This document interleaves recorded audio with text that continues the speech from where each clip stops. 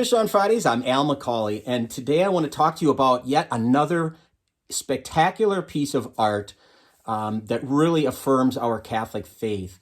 And it's by an African-American artist named Henry Ossawa Tanner, and he lived in the later part of the 19th century. He did a lot of his work, in fact, most of his work probably in Paris, but he really made a name for himself internationally because he has such incredibly realistic and highly symbolic images and depictions of different stories from the New Testament. And the one I want to talk to you about today is called Nicodemus and Jesus on a Rooftop. And it was made in 1899, and it depicts that scene from John chapter 3 where Jesus meets Nicodemus at night in secret. Now, Nicodemus is a wise man, and he's part of the Sanhedrin. He's a Pharisee, and so he's looking at Jesus, and he sees the signs that Jesus has been performing, and he wants to get to know him. But it's interesting that Nicodemus goes to him at night when it's dark. It's because he's afraid. I think there's some fear involved with him. And, just on that level, it makes me wonder, what part of my faith am I afraid of? How am I afraid to live my faith or proclaim my faith? Would I rather be unseen with it or just kind of go through the motions? Or do I bring it out in the light of day so others can see it and learn from it perhaps, or what have you? But it's just something to think about. But we know that he's a wise man. But if you look at how Tanner has portrayed Nicodemus in this painting, he's on a stool and he's kind of crouched over. He's got his hands on his lap, and he looks like he's in the posture of a student. So instead of being the wise man, the tables have been reversed a little bit. He almost looks like he's an eager student waiting for Jesus to teach him, almost hungrily wanting to be fed by Jesus. And so it's very fascinating to think about that. What sense do I bring a posture of humility before Jesus when I go to pray, and how I live my life? Am I like that?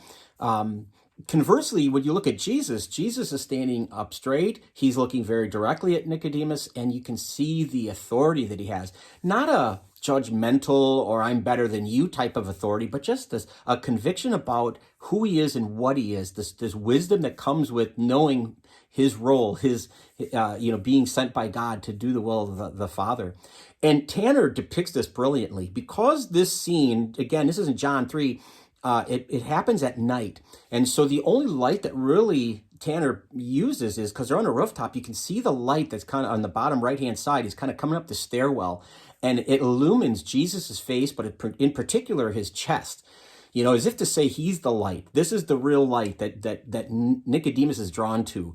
When you're in dark and you can't see in a dark place, you want to go toward the light. And Nicodemus is in a dark place, not just nighttime dark, but figuratively. He's in the dark because he doesn't know what he believes, and he wants to understand Jesus.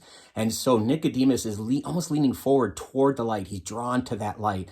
And I wonder, in what ways am I challenged to look for Christ in the light, to be light to others, to reflect, I should say, not the source of the light. We're never the source of the light, but to reflect the light of Christ to others. It's something to think about, maybe to take to prayer. What's fascinating about this is, too, about Nicodemus, just as an aside, away from the painting, is he makes two more appearances in John's gospel. He makes an appearance in chapter 7 and again in 19. And so we see a progression of this man from John 3, where he's in darkness and not understanding. How can I be born again? He doesn't understand that. To chapter 7 of John's gospel, where he is telling his brothers in the Sanhedrin, hey, let's cut this guy some slack. Let's hear what he has to say. So he's kind of warming up to the idea of Christ. And then the last time we see him appear is when he's helping to take Jesus's body down off the cross. Now think about that. Think about a holy man who doesn't mind. If you take someone who's just been crucified off a cross, their blood's going to be on you. You're going to be defiled. He's gotten rid of all that. He doesn't care anymore. He is no longer hiding in the dark. By the end of John's gospel, he is up high on the cross where everybody can see him taking down this executed criminal off the cross. So it's the transformation of Nicodemus in John's gospel is pretty remarkable. But this painting by Tanner gives us the first glimpse into who Nicodemus is at the beginning of that whole journey that he takes in his relationship with Christ.